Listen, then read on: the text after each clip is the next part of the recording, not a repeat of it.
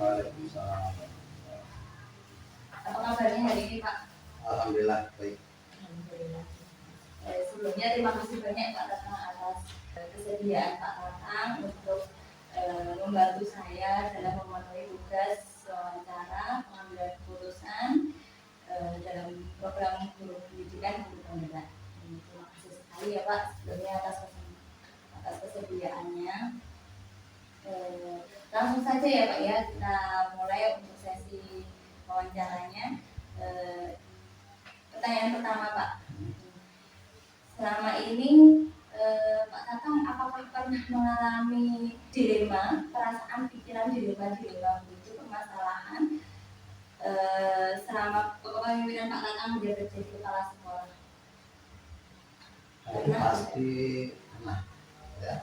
Pernah, karena ya namanya juga manusia biasa punya akan ada masalah-masalah itu pasti ada. Baik Pak Tatang, selama ini nih Pak, bagaimana Pak Kepala Tatang ini dapat mengidentifikasi kasus-kasus yang merupakan dilema etika Pak atau rujukan moral itu seperti apa? Ya begini,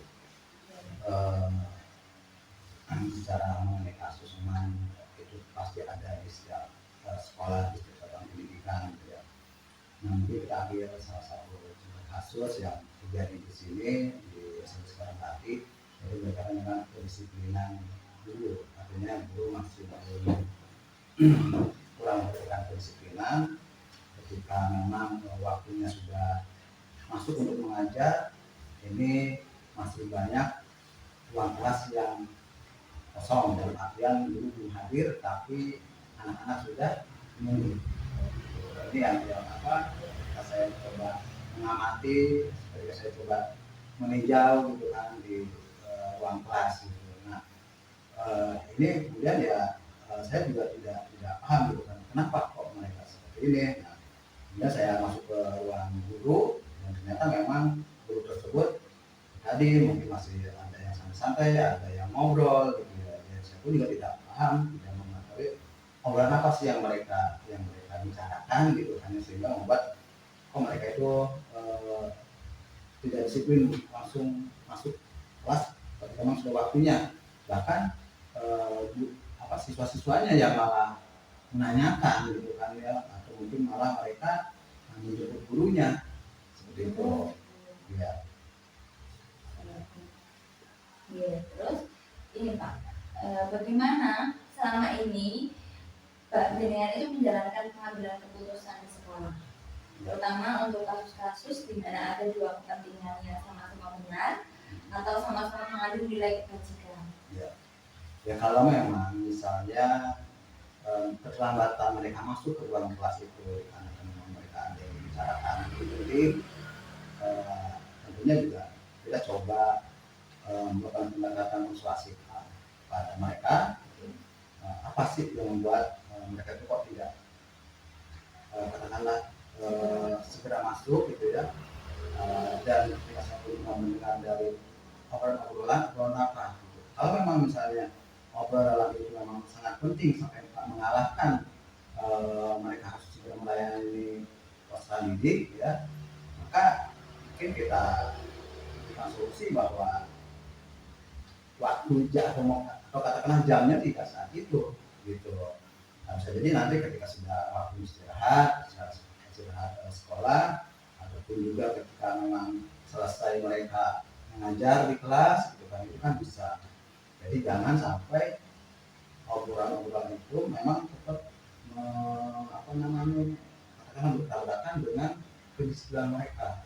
Itu kan juga tetap nanti kurang mengajarkan ke peserta didiknya yang disiplin.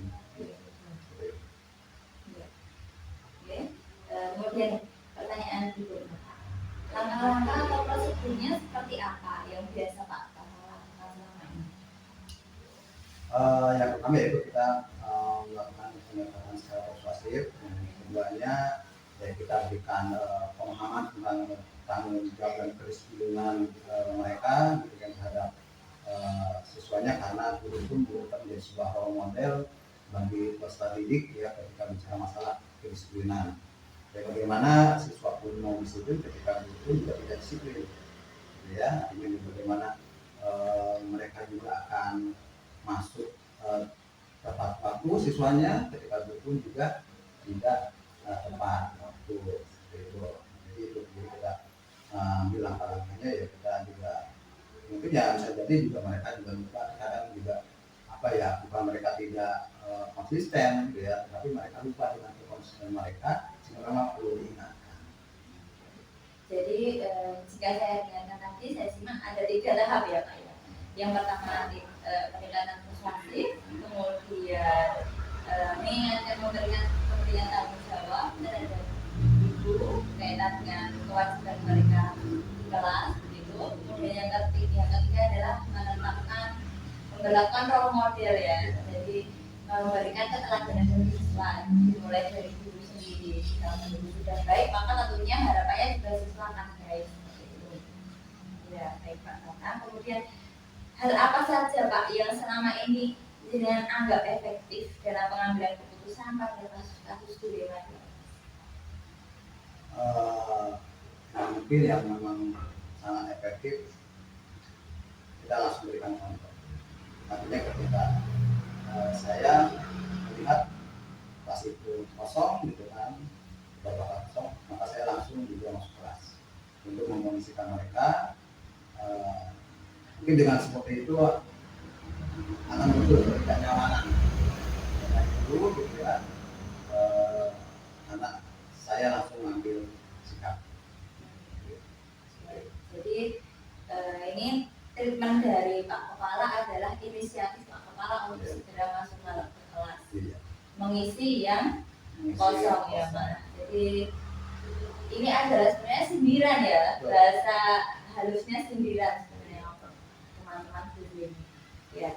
Lalu ini Pak, hal apa saja yang selama ini merupakan tantangan dalam pengambilan keputusan pada kasus-kasus di dewan ini Pak? Ya, tantangannya itu salah satunya ketidakkonsistenan mereka, mereka asik dengan kegiatan masing-masing itu, gitu ya, dari mungkin dengan ngobrol, dengan santai-santai tentang apa sih yang mereka kerjakan, gitu ya. Itu kan jadi tantangan kita. Sejauh mana saya sendiri pun juga untuk selalu mengingatkan mereka, gitu kan.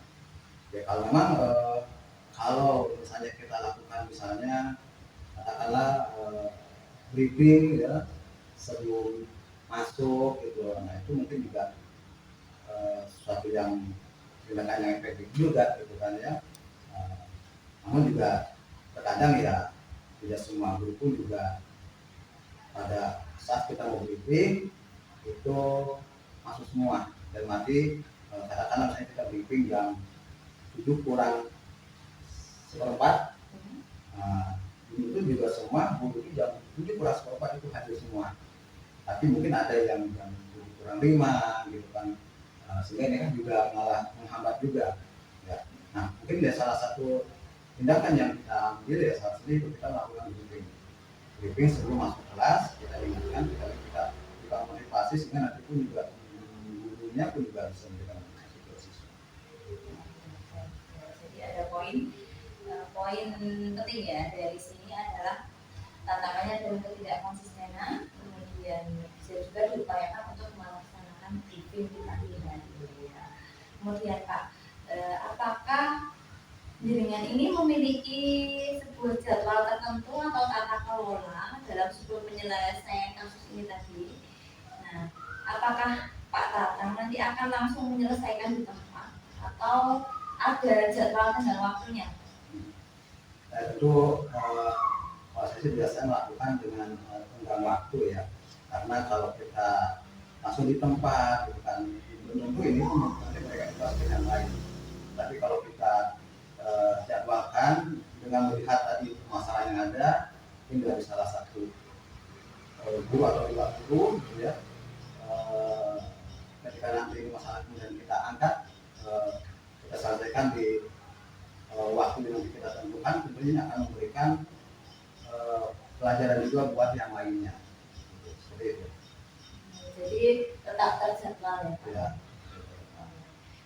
untuk jadwalnya ini apakah ada kemungkinan nanti akan diangkat di rapat rutin atau misalkan terjadwal itu baik karena misalnya ya minggu ini ada beberapa kasus, di beberapa hari itu ada beberapa situasi ketidakkonsistenan, kemudian kita jadwalkan minggu depan, atau seperti apa yang dimaksud jadwalnya? Ya. Jadi dalam penjelasan adalah kita memang melakukan rutin 1 bulan sekali. Artinya dalam 1 bulan itu tentu ada waktu 1 minggu, 2 minggu, 3 minggu. Artinya minggu pertama, minggu kedua, minggu ketiga ini kan kita amati, ya. Nah, ini ada masalah tidak? Kalau memang ada masalah, maka ini kita catat gitu kan ya, dari permasalahan tersebut. Nah, nanti di minggu keempatnya itu kita jadwalkan briefing dan kita nanti kupas yang ada, yang kemudian nanti kita sama-sama cari solusinya. Seperti itu. Ini pertanyaan terakhir. Dari semua hal yang telah jenengan sampaikan ini tadi, pembelajaran apa Pak yang jenengan bisa petik dari pengalaman Pak Tatang mengambil keputusan di DMA Etika? Ya, mungkin akan ada pelajaran yang itu memberikan efek yang positif, makanya seperti halnya kekurangan disiplin, maka tentunya akan ada satu peningkatan kedisiplinan.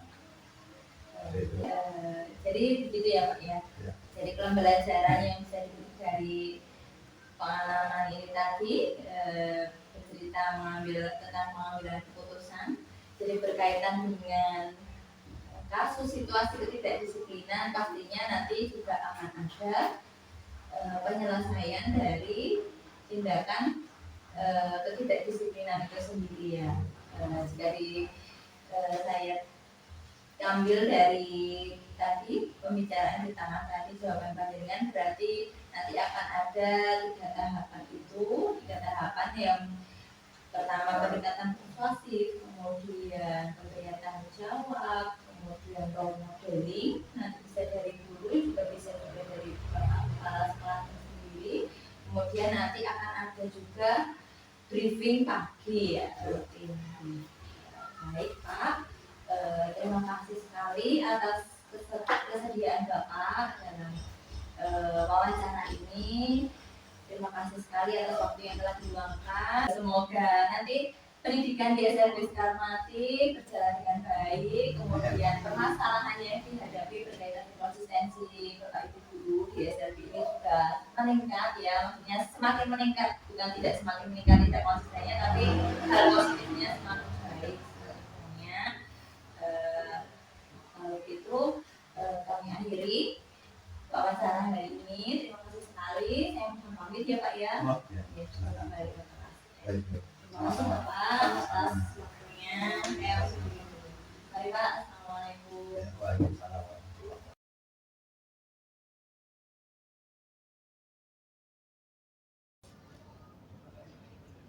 Selamat pagi Pak.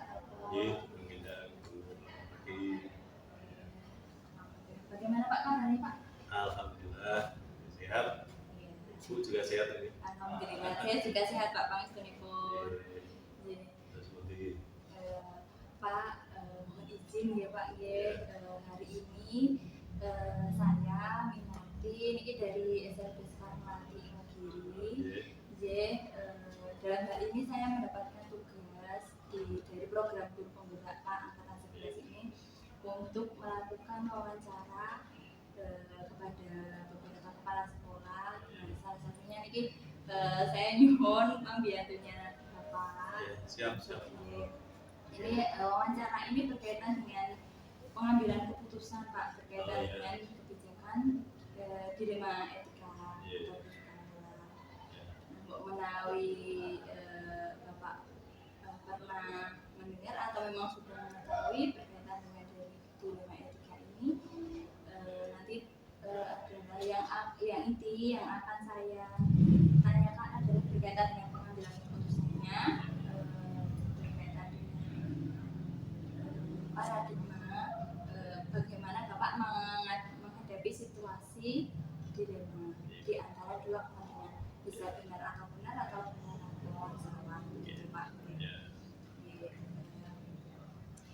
Jadi Bapak ini selama ini bagaimana Bapak bisa mengidentifikasi kasus-kasus yang dialami selama menjabat jadi kepala sekolah di SMK 1 Sandin ini sebagai situasi yang berupa dari dilema etika, Pak? Untuk yang pernah saya alami ya, Pak, ya. J. Ada suatu kasus itu memang dilema bagi saya. Itu terkait dengan anak siswa kami, salah satu siswa yang kebetulan siswa itu sakit. Kemudian siswa ini sakitnya perlu artinya perawatan yang intensif. Kemudian dengan perawatan itu dia harus meninggalkan pelajaran, atau artinya izin tidak masuk. Dan kebetulan yang pernah saya alami itu anak yang mendapatkan sakit ginjal ya, sehingga waktu itu dia harus cuci darah 1 minggu 2 kali. Nah, dengan demikian setiap 1 minggu 2 hari itu dia tidak masuk. Nah, ketika mau kenaikan kelas atau di akhir semester itu, setiap akhir semester kan kalau menurut ketentuan yang ada mestinya anak itu absen maksimal hanya 20%, dan kalau sakit juga harus dengan surat kabar. Di satu sisi ketika anak ini seminggu 2 kali tidak masuk, dalam kasus presensi, permasalahan presensi tidak bermasalah, karena kalau yang namanya sakit ada surat dokternya, itu tidak termasuk kategori absen lebih dari 4%. Walaupun jumlahnya kan banyak tidak masuk karena sakit. Tapi di sisi lain, bagi Bapak Ibu guru itu kan anak sering sekali tidak mengikuti pelajaran, sehingga ketika ada evaluasi, kemudian ada tes, itu kan anak ini karena tidak memenuhi syarat. Bahkan seringkali anak ini tidak masuknya tidak hanya 2 kali dalam 1 minggu, tetapi ketika anak ini drop itu tidak masuk. Dan memang kalau ginjal kan dia beraktivitas agak berat sedikit dan rasa lelah. Dengan demikian anak ini tetap tidak masuk. Jadi 1 minggu bisa tidak masuknya 3 kali, bisa 4 kali.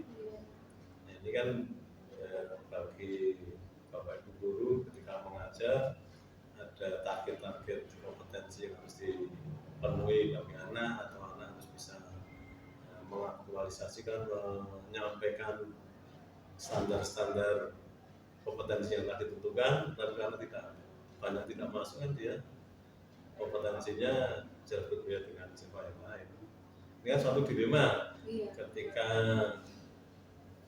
misalnya kenaikan kelas, guru karena berdasarkan kompetensi yang dimiliki itu tertinggal dengan teman-teman yang lain, itu kan tidak naik kelas. Tetapi di sisi lain, karena anak ini tidak mengikuti pelajaran karena sakit, itu kan juga tidak sepantasnya tidak naik kelas. Karena siapapun saya yakin kalau ditarik sejauh ini itu kan tidak mau sakit. Ya, jadi kan itu terjadi dilema itu. Ketika mau memutuskan anak ini nilainya berapa, lulus dari KKM atau tidak, dan naik kelas atau tidak, begitu. Memang ada dilema ya. Ini Pak, mungkin selama ini bagaimana Bapak menjalankan pengambilan keputusan di sekolah Bapak, terutama untuk kasus-kasus di mana ada 2 kepentingan yang sama-sama benar ini. Tadi kan siswa tidak masuk sekolah, banyak izinnya karena sakit, itu kan benar ya, tidak salah Pak. Terus kemudian tuntutan dari guru-guru untuk tetap ada capaian kompetensi itu juga betul juga secara akademik. Bagaimana Bapak dalam pengambilan keputusan di sekolah? Kalau saya secara pribadi tetap kepentingan anak itu prioritaskan. Dan kan ada pembelajaran diferensiasi ya, artinya kan perlakuan terhadap anak, apapun perlakuannya, baik itu materi yang disampaikan, standar kelulusannya, kemudian standar minimal itu kan mestinya berbeda-beda. Ini juga perlu kita pertimbangkan dan kami sampaikan kepada teman-teman. Kemudian di satu sisi saya mengintegrasi dengan anak, motivasi dia apakah masih tetap ingin sekolah dengan keterbatasan yang ada, atau mungkin bisa ke program yang lain, misalnya di program PKB, yaitu program paket C yang nanti jajarnya sederajat dengan SRTA itu ya. Jadi kami pendekatannya ke anak dulu, dan kasus yang pernah saya alami itu ternyata anak tetap ingin sekolah di sekolah ini. Jadi bagaimanapun apapun anak itu tetap ingin sekolah di sekolah saya gitu ya. Nah, karena berdasarkan itu kemudian ketika kami koordinasi dengan guru dan pada umumnya kan banyak mapel yang memang standarnya dengan teman-teman yang lain kan tidak lulus, kompetensinya tidak terpenuhi KKM-nya gitu ya. Jadi tapi dengan kami koordinasi dengan melakukan yang saya sampaikan tadi, ada pembelajaran diferensiasi, kemudian oleh guru yang lain yang mengajar itu juga kemudian mengkondisikan, karena ada perasaan sosial bagi kita, bagi guru, terutama kepada anak. Dan saya sampaikan kepada guru, siapa tahu kalau kita dengan bukan memberikan nilai, tetapi dengan menurunkan standar KKM-nya, kemudian anak itu tetap naik, ini paling tidak bisa memberikan motivasi baru pada anak, bisa memberikan hiburan yang selama ini ya siapapun kalau dia sakit harus di darah seperti itu kan mesti ada perasaan sedih, perasaan tertekan, atau mungkin perasaan kecewa dan sebagainya. Sehingga kami mengapresiasinya dengan salah satu apresiasi dengan menaikkan anak tersebut, tetapi juga tidak melanggar ketentuan yang ada.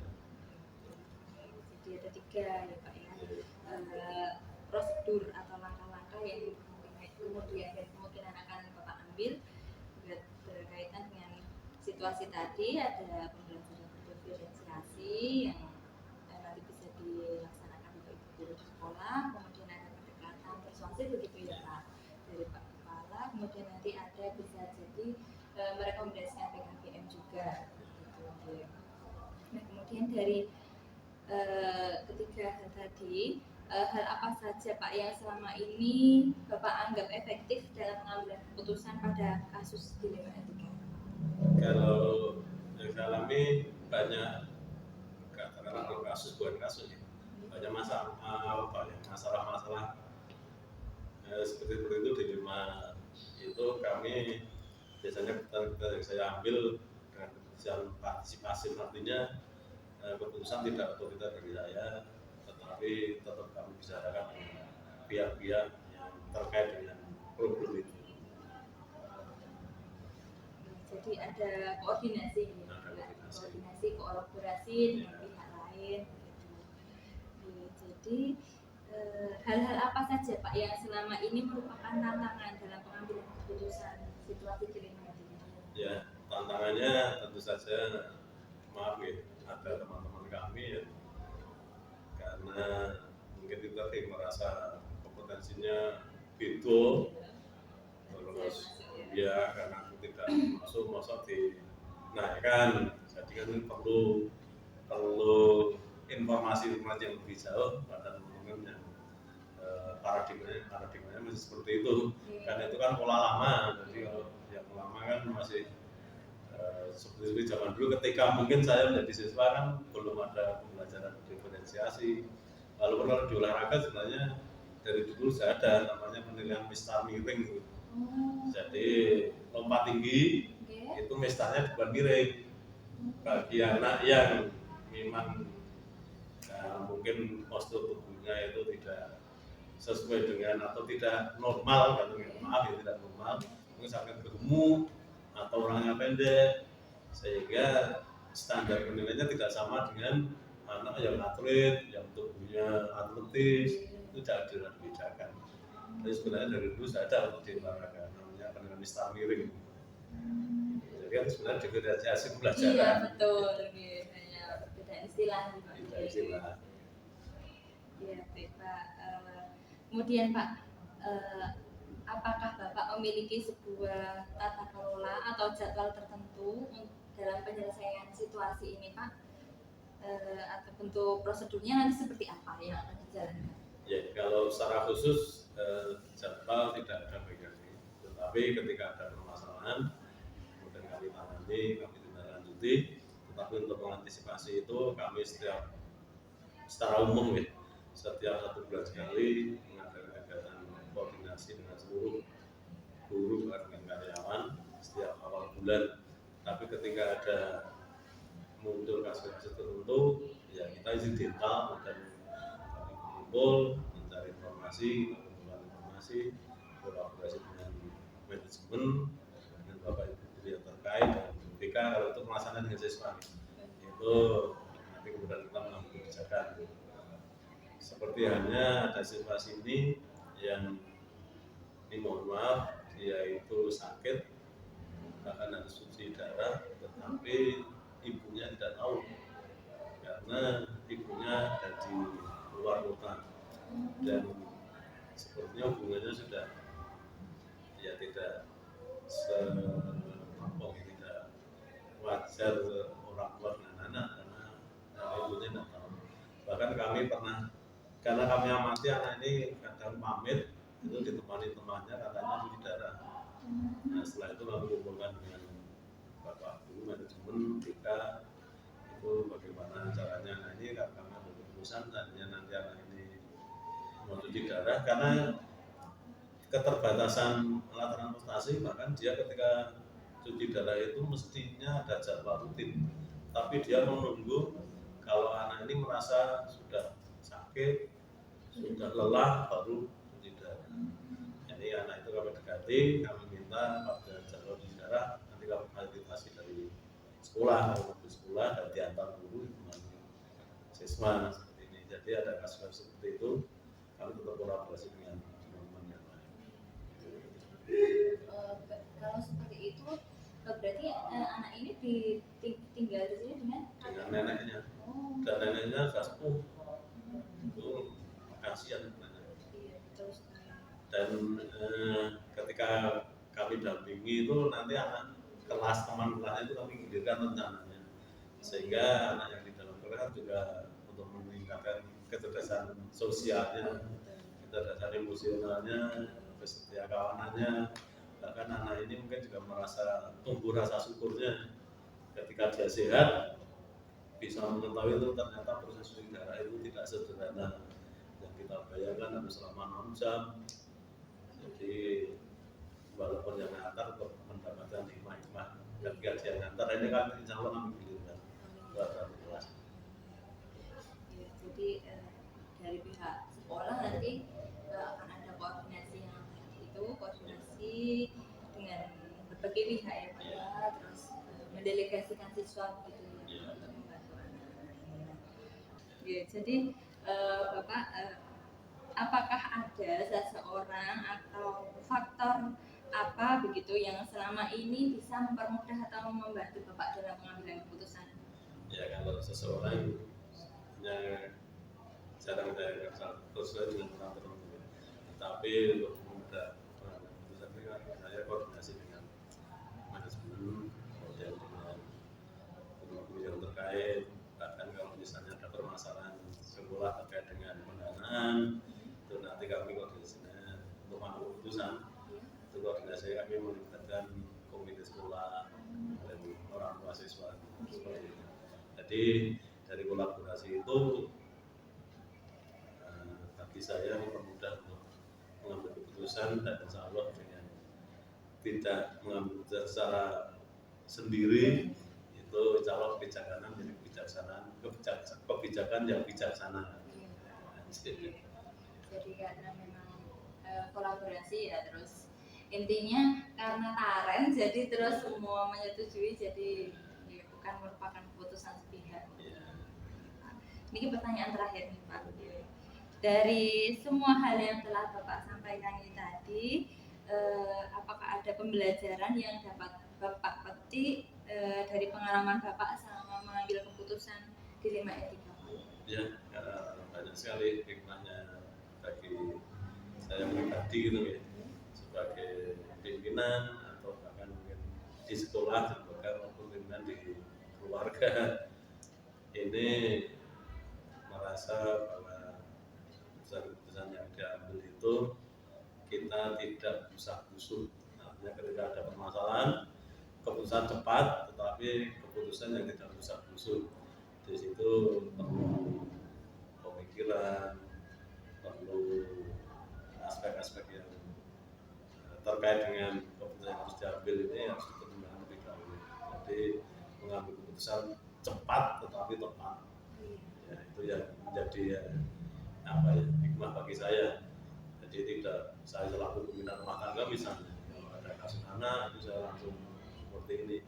Walaupun keputusan harus diambil cepat, tetapi tetap harus mengambil keputusan yang tidak usah-usuh.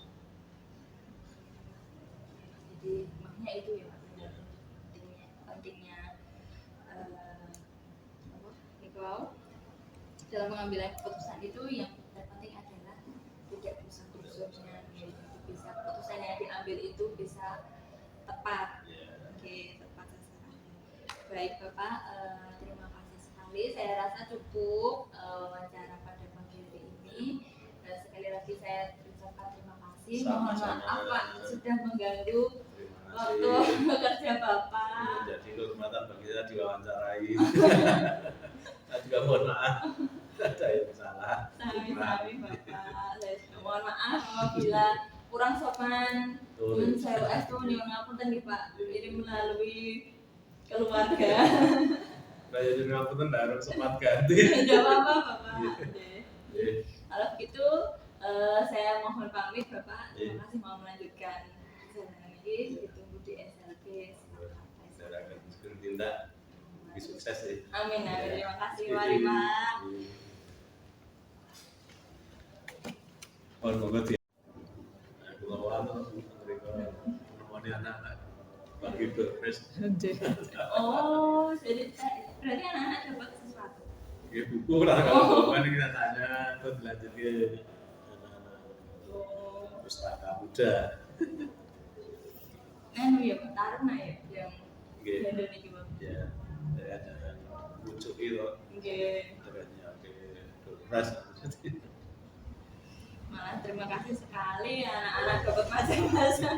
Senang banget. Nah biasanya Jumat itu bisa kami sedikit Pak yang berangkat itu. Terus untuk kegiatan ini tadi memang sengaja kami dadak ngoten loh infonya, baru tadi pagi habis subuh jam 5 itu kami informasikan 3 kali. Nah kok adalah lari yang biasanya nggak masuk setelah itu ini tadi ada. Dia itu berangkat kalau ada informasi kunjungan, misalkan mau ke Gunting, itu biasanya dia nggak berangkat, ya berangkat.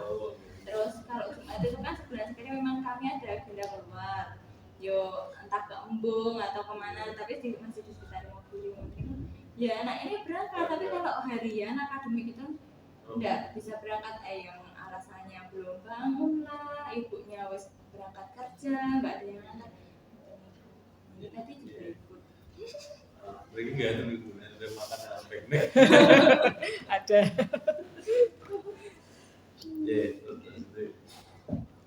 Diulang nih Pak. Jadi Bapak, apakah ada seseorang atau faktor apa begitu yang selama ini bisa mempermudah atau membantu Bapak dalam pengambilan keputusan? Ya kalau seseorang yang jarang saya kenal sesuai dengan teman-teman, tapi untuk memudah keputusan saya koordinasi dengan manajemen, kemudian dengan guru-guru yang terkait. Bahkan kalau misalnya ada permasalahan sekolah terkait dengan pendanaan, itu nanti kami koordinasinya untuk mengambil keputusan. Itu koordinasi kami melibatkan komite sekolah dan orang tua siswa. Jadi dari kolaborasi itu bagi saya mempermudah untuk mengambil keputusan dan insya Allah dengan tidak mengambil keputusan secara sendiri itu insya Allah kebijakan yang bijaksana. Jadi karena memang kolaborasi ya, terus intinya karena Taren jadi terus semua menyetujui, jadi ya, bukan merupakan keputusan sepihak. Ini pertanyaan terakhir nih Pak. Dari semua hal yang telah Bapak sampaikan ini tadi, apakah ada pembelajaran yang dapat Bapak petik dari pengalaman Bapak selama mengambil keputusan dilema etika? Ya, banyak sekali hikmahnya bagi saya pribadi gitu ya, sebagai pimpinan atau bahkan mungkin di sekolah juga maupun pimpinan di keluarga ini merasa bahwa keputusan-keputusan yang diambil itu kita tidak usah-usuh. Artinya ketika ada permasalahan, keputusan cepat, tetapi keputusan yang tidak usah-usuh. Di situ perlu pemikiran, perlu aspek-aspek yang terkait dengan keputusan yang harus diambil ini harus dipertimbangkan lebih dahulu. Jadi mengambil keputusan cepat tetapi tepat, ya, itu yang menjadi hikmah bagi saya. Jadi tidak saya selaku pembina rumah tangga misalnya, kalau ada kasus anak itu saya langsung seperti ini. Walaupun keputusan harus diambil cepat, tetapi tetap harus mengambil keputusan tidak usah-usuh. Jadi makanya itu ya Pak, pentingnya dalam pengambilan keputusan itu yang terpenting adalah tidak usah-usahnya, bisa keputusan yang diambil itu bisa tepat. Oke, tepat sasaran. Baik Bapak, terima kasih sekali. Saya rasa cukup wawancara pada pagi hari ini. Sekali lagi saya ucapkan terima kasih. Mohon maaf Pak sudah mengganggu waktu bekerja Bapak. Jadi kehormatan bagi saya diwawancarai. Saya juga mohon maaf, ada yang salah. Sami-sami Bapak. Mohon maaf apabila kurang sopan. Saya US tuh nyuwun ngapunten nggih Pak. Ini melalui keluarga. Saya juga ngapunten harus sempat ganti. Tidak apa-apa Bapak. Kalau begitu saya mohon pamit Bapak. Terima kasih mau melanjutkan perjalanan ini. Ditunggu di SLB. Saya akan bertindak lebih sukses ya. Amin. Terima kasih Wali Pak.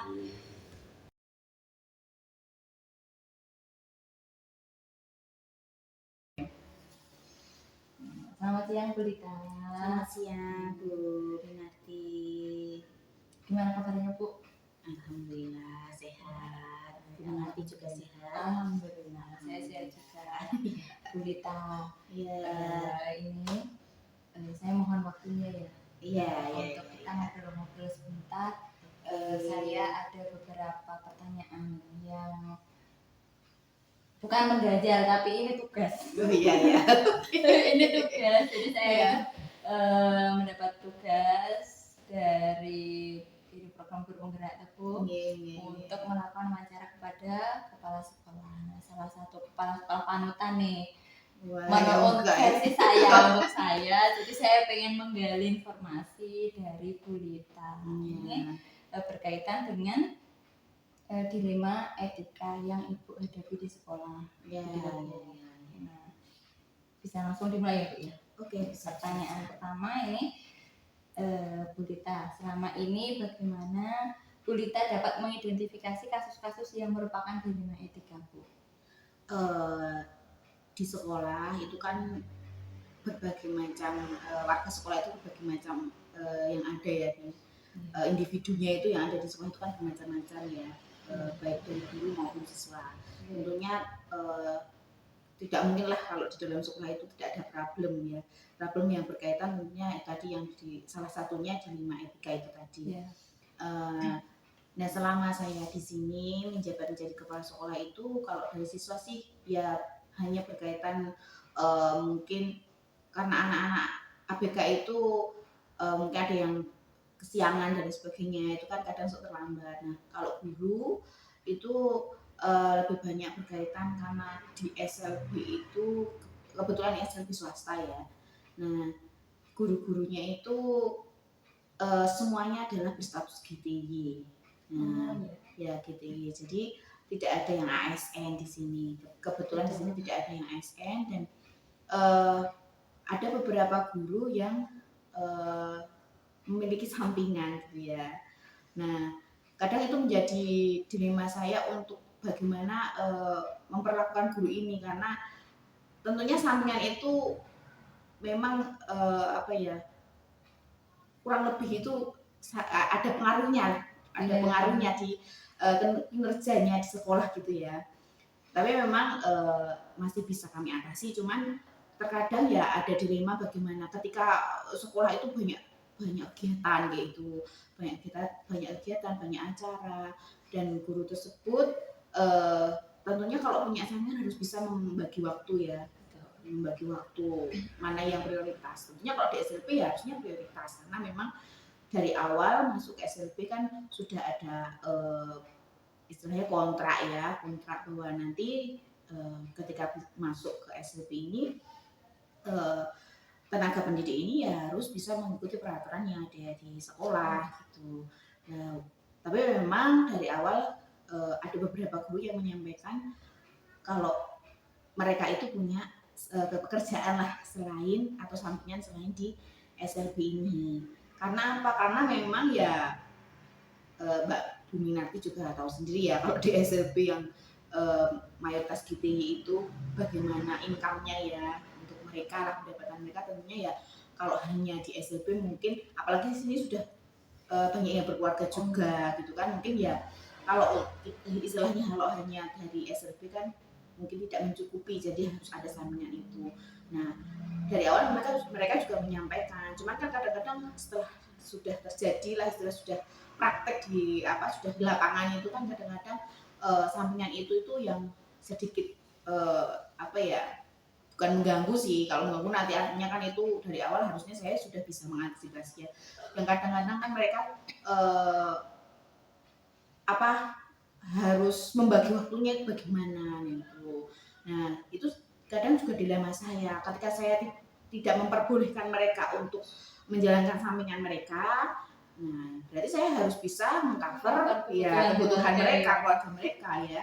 Nah, padahal ya tahu sendiri kalau di swasta ya dananya juga memang dari yayasan pun kami yayasan ya bukan yayasan yang besar istilahnya, dan dari siswa pun kami siswa juga tidak memungut yang istilahnya kan banyak yang dari menengah ke bawah ya. Jadi kami tidak mau memberatkan mereka mau siswa mau sekolah saja kami sudah senang gitu ya. Kalau diberatkan nanti takutnya malah mereka tidak mau berangkat gitu. Nah jadi ya itu yang kadang menjadi dilema saya harus bagaimana dengan guru-guru ini biar mereka itu bisa seimbang lah gitu ya, tidak mengganggu pekerjaan prioritas mereka di SLB. Itu yang kadang saya memang harus berdiskusi dengan mereka gitu biar tidak nantinya. Selain itu kan selain mengganggu ini juga kadang-kadang ada kesenjangan sosial ya, kadang-kadang guru antara guru satu dengan guru yang lain karena memang tidak semua punya sampingan ya. Kadang-kadang saya sudah prioritas di sini, kenapa itu diperbolehkan di luar, dan kadang-kadang pekerjaan di sekolah sampai mungkin harus dikesampingkan kayak gitu. Nah itu ya kadang-kadang memang saya harus memberikan kebijakan atau keputusan yang tepat biar istilahnya juga tidak mengganggu, karena kadang-kadang kalau kita pokoknya harus di SLP gitu. Nah gurunya apalagi kita mencari guru juga susah ya. Nah itu saya takutnya ya itu tadi mereka kadang-kadang sampingannya jauh lebih besar daripada di SLP. Nah itu yang kadang menjadi dilema saya itu gitu. Jadi di situasi ini ada tiga sudut pandang ya. Sebagai jadi ada rekan guru yang beliau guru di sini memiliki sampingan dan ternyata terkadang sampingannya itu menggeser porsi anggap saja mengurangi profesionalisme di sekolah gitu. Iya. Ada juga rekan guru yang lain yang terkadang itu mempermasalahkan itu atau iri gitu. Iya, Seperti itu ya. bisa seperti itu. Ada beberapa paradigma di sini. Iya. Baik Bu, kemudian selama ini bagaimana Bu Lita menjalani pengambilan keputusan di sekolah Bu?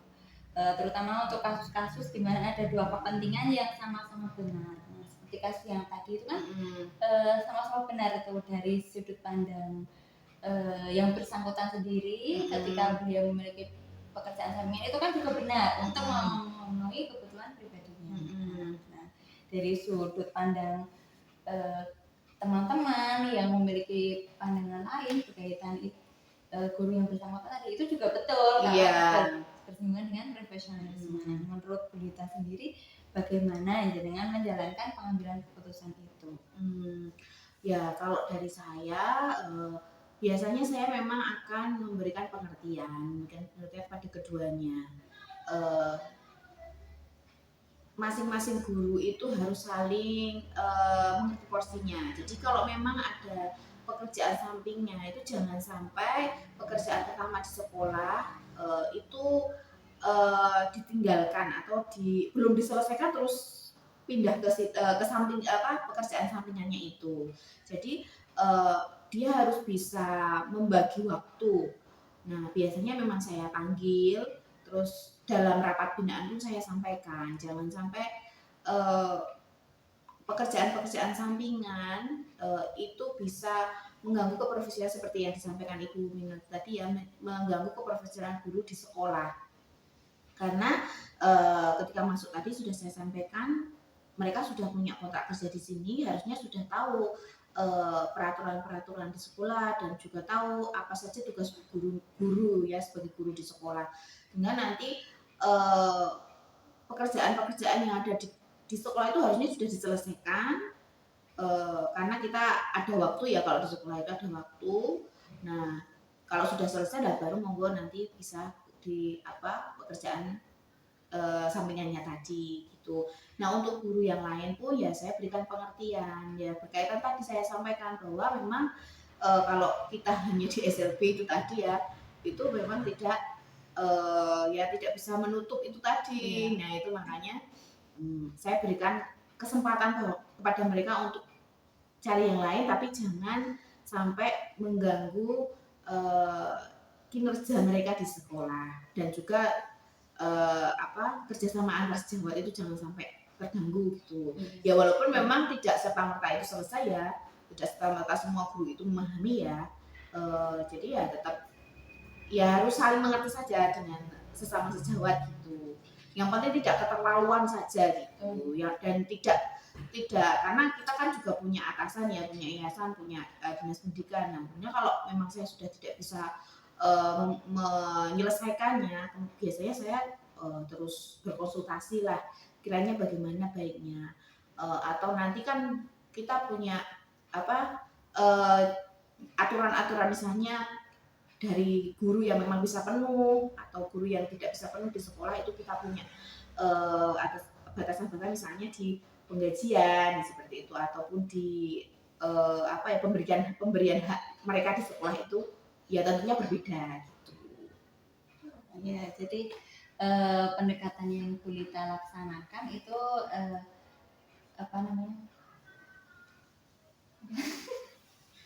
pendekatan jadi secara personal maupun personal maupun ya nanti kolaborasi ya dengan sejawat juga gitu.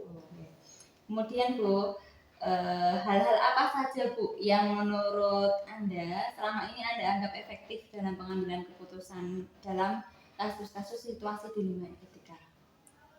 Ya pendekatan personal sih, pendekatan personal. Jadi memang kita tidak bisa, dan saya pun sebagai pimpinan di sini saya tidak menganggap mereka itu sebagai bawahan saya. Jadi saya menganggap mereka itu ya rekan kerja saya, sesama gitu ya. Hanya di sini memang saya diberikan tugas sebagai kepala sekolah, cuman dalam keseharian kami bekerja kami ada tupoksi, tapi tidak serta-merta terus saya kepala sekolah terus istilahnya pokoknya sekolah-sekolah itu yang berkuasa istilahnya gitu ya. Tapi kalau di sini pokoknya semuanya sama. hanya memang ada tupoksi-tupoksinya, kita masing-masing guru, masing-masing individu di sini itu harus tahu sesuai tupoksinya itu seperti apa gitu. Nah, dan secara personal pun tidak terus kalau kalau kepala sekolah kan kadang-kadang wah kepala sekolah terus nanti misalnya sok menyuruh dan sebagainya. Nah itu, nah kami tidak seperti itu. Pokoknya semuanya kita bareng-bareng gitu loh di sini, bareng-bareng. Artinya kita pendekatan hati ke hati gitu ya head to head gitu. Jadi biar mengena saja. Kalau kita istilahnya saklek terus prosedural yang istilahnya kaku gitu kan, kadang-kadang apalagi di sini banyak kan gurunya muda ya. Jadi kadang-kadang kan kita mungkin pola pikirnya berbeda ya. Maksudnya anak-anak gen sekarang, gen Z gitu ya, sama yang mungkin senior ya, maksudnya usianya jauh lebih tua itu ada perbedaan pola pikir kadang-kadang ya. Itu memang itu menjadi dilema saya juga kadang-kadang, kita harus saling menyelami gitu. Ya, tapi kebetulan di sini memang tidak ada yang soalnya jauh banget gitu ya usianya. Kita usianya hampir rata-rata lah di sini. Jadi mungkin nggak terlalu jauh ketika ada pandangan dan pola pikir. Tapi memang saya rasa ya di sekolah manapun ada perbedaan ya. Cuman kalau di sini ya itu tadi kita pakainya hati ke hati lah, personal, kita pendekatan personal, terus saling memahami satu sama lain. Saya juga selalu berpesan ketika nanti pas pembinaan atau apa, kita itu harus saling mengasah kepekaan gitu. Misalnya antara sesama sejawat itu kalau tidak usah kita langsung, misalnya saya atau apa punya tugas atau apa gitu, kita tidak usah baru disuruh misalnya ya baru jalan gitu, tapi kita saling tahu saja. Misalnya teman kita ada yang butuh bantuan atau memang ketika teman kita itu, karena kita kan hidup itu tidak hanya di sekolah saja ya, kita juga di masyarakat atau di rumah gitu ya, mungkin di rumah juga punya masalah dan sebagainya. Itu di sekolah pun jangan sampai terbawa terus mempengaruhi teman-teman yang lain, tapi ketika pun nggak sengaja terbawa itu, teman-teman yang lain itu bisa mengerti gitu, dalam artian ya saling tahu diri saja. Jadi kita yang punya masalah ya jangan sampai terus terlalu berlebihan, yang istilahnya terimbas ya jangan terlalu terus menanggapinya itu juga berlebihan gitu. Kalau saya di sini seperti itu. Jadi memang saya tekankan masing-masing itu, kita itu di sini keluarga lah gitu. Iya, jadi pendekatan secara pribadi, kemudian Ibu Lita menerapkan di sini itu prinsip kesadaran diri ya, kesadaran diri dari masing-masing guru. Tentunya juga ada manajemen diri di situ, ada berkaitan dengan kemampuan berrelasi teman-teman, dalam empati, kepekaan itu ya. Bagus itu Bu. Kemudian hal apa Bu yang selama ini dijadikan tantangan Bu Lita dalam pengambilan keputusan berkaitan dilema? Kalau tantangannya ya itu tadi sih, karena kita itu dibesarkan di lingkungan yang berbeda-beda ya, dan di sekolah itu saya disiplinkan sebagai pemimpin ya, dan memimpin baik guru, siswa maupun orang tua lah gitu ya. Ya kadang-kadang memang perbedaan pandangan, perbedaan pola pikir, itu memang kadang-kadang yang membuat saya harus bisa manajemen itu gitu, harus bisa mengelola itu, biar tidak ada, misalnya pun ada gesekan ya, itu tuh antar satu sama lain itu tidak terlalu terlihat meledak gitu loh. Itu yang kadang-kadang memang harus masih saya pelajari sampai sekarang itu. Jadi sampai sekarang pun saya masih belajar bagaimana memahami guru, memahami siswa, memahami orang tua, agar lingkungan suasana sekolah itu juga nyaman untuk belajar, untuk mereka guru-guru bekerja gitu, dan sehingga sekolah ini bisa berkembang dengan baik lah gitu, biar ada kerjasama yang baik juga antara orang tua dengan guru, dengan sekolah kayak gitu. Jadi memang sampai sekarang saya masih mempelajari perbedaan pendapat, perbedaan pola pikir itu bagaimana saya mengelolanya biar itu bisa saling mengerti lah satu sama warga sekolah itu loh. Iya. Itu jadi nanti sekolah itu suasananya itu tidak tegang gitu loh, tidak tegang, terus tidak, guru pun misalnya mau menyuarakan apa pendapat juga nyaman, terus orang tua pun juga mau menyuarakan apa ke sekolah itu juga nyaman. Jadi kita saling menerima, saling eh, memberikan masukan kayak gitu. Jadi memang tantangannya ya itu tadi, perbedaan ya, keberagaman itu tadi ya, keberagaman baik pola pikir itu tadi, eh, paradigma itu yang ya itu yang menjadi tantangan saya sih selama ini. Jadi itu yang, karena itu kan berkaitan yang kita tidak terlihat ya, ya jadi ya kita istilahnya meraba-raba pemikiran orang-orang gitu loh, biar bisa menyatu terus nanti juga bisa mengembangkan bersama di sekolah ini. Itu yang menjadi tantangan selama ini, karena saya rasa kalau individunya di sekolah ini baik, punya pemikiran yang baik, itu tentunya nanti sekolah ini juga akan mudah berkembangnya gitu ya. Kalau memang masing-masing individu yang di sini ini punya greget untuk memajukan, saya kira sekolah ini bisa maju. Tapi memang ya itu tadi tantangannya, karena kita berbeda-beda dari beragam-beragam ya, dari keluarga yang berbeda-beda, dari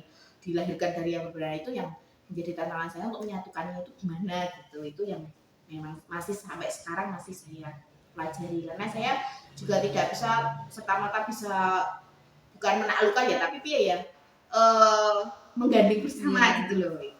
Itu yang menjadi tantangannya. Kadang-kadang kan ya pengen gandeng, tapi kan cara masing-masing orang kita gandeng itu kan beda-beda. Baik itu ada yang memang secara personal itu bisa langsung kayak itu, tapi memang harus dengan cara yang lain ya, biar mereka bisa tertarik dengan program kita, program sekolah ini. Karena program itu kan ya juga lahir dari manajemen pengelolaan saya juga gitu. Terima kasih, luar biasa sekali Bu Lita. Lanjutkan. Lanjutkan kita. Terus kan apa yang mau? Ganti nomor 5, masih ada telu Mas. Oh iya, tuh kan kok ya. Ya, Bu Lita. Ini Bu, apakah Bu Lita memiliki tata kelola atau penjadwalan tertentu begitu dalam penyelesaian di kasus dilema etika? Gitu. Ada nggak? Ya kalau saya sih memang biasanya itu menjadwalkan rapat binaan. Biasanya itu. Jadi selain rapat binaan memang ya walaupun jarang itu biasanya kalau memang perlu sekali itu biasanya memang saya panggil secara personal gitu. Tapi lebih biasanya saya lakukan lebih banyak itu biasanya kita setiap 3 bulan itu kan ada rapat binaan. Nah itu selalu di situ saya selip-selipkan untuk membina para guru kayak gitu. Dan untuk orang tua dan siswa, kalau siswa kan memang biasanya pas masuk awal kayak gitu, orang tua juga pas masuk awal, terus pas pembagian rapor. Nah itu memang saya jadwal di situ, saya selip-selipkan bagaimana mengelola itu tadi, dilema etika tadi ya, yang berkaitan dengan dilema etika. Terus bagaimana orang tua itu bisa memahami program sekolah, terus bagaimana orang tua itu bisa terbuka di situ. Itu kan biasanya kita pertemuannya kan di awal tahun sama biasanya pas pembagian raport seperti itu, terus kelulusan seperti itu. Kalau guru biasanya pas rapat binaan, itu biasanya 3 bulan sekali itu kita rapat binaan. Dan juga insidental ketika memang guru itu perlu saya bina gitu. Jadi memang ada jadwal khusus ya, 3 bulan sekali itu rapat rutin, kemudian ada kegiatan insidental juga. Itu tentunya berkaitan juga dengan ini ya Bu, urgensi dari kasus yang ditangani. Ya kalau memang ada kasus ya kita panggil gitu.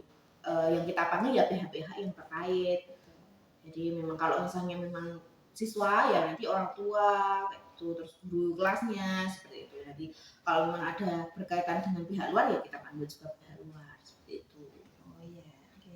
Mungkin Bu, apakah ada Bu seseorang atau faktor apa begitu yang selama ini membantu Ibu untuk mempermudah dalam pengambilan keputusan?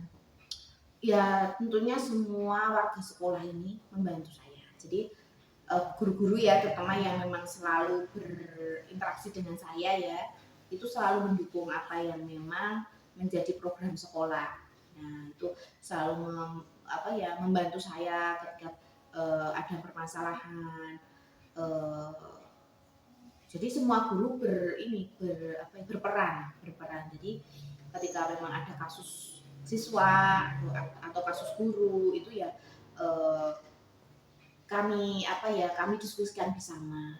Jadi secara tertutup di sekolah ya, kalau memang itu kasusnya guru ya jangan sampai istilahnya orang tua tahu gitu ya, siswa tahu gitu ya, memang kita selesaikan antara guru gitu. Kalau misalnya dengan siswa ya orang tua gitu. Kalau orang tua kadang-kadang juga ada permasalahan antara orang tua.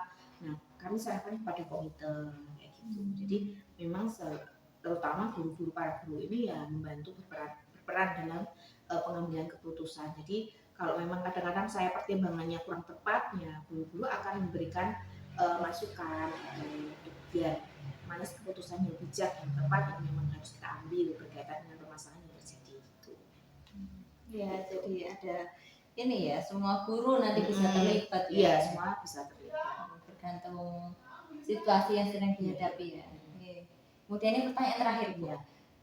Dari semua yang telah Ibu sampaikan tadi, pembelajaran apa yang Bu Lita dapat petik dari pengalaman Bu Lita selama mengambil keputusan dilema etika?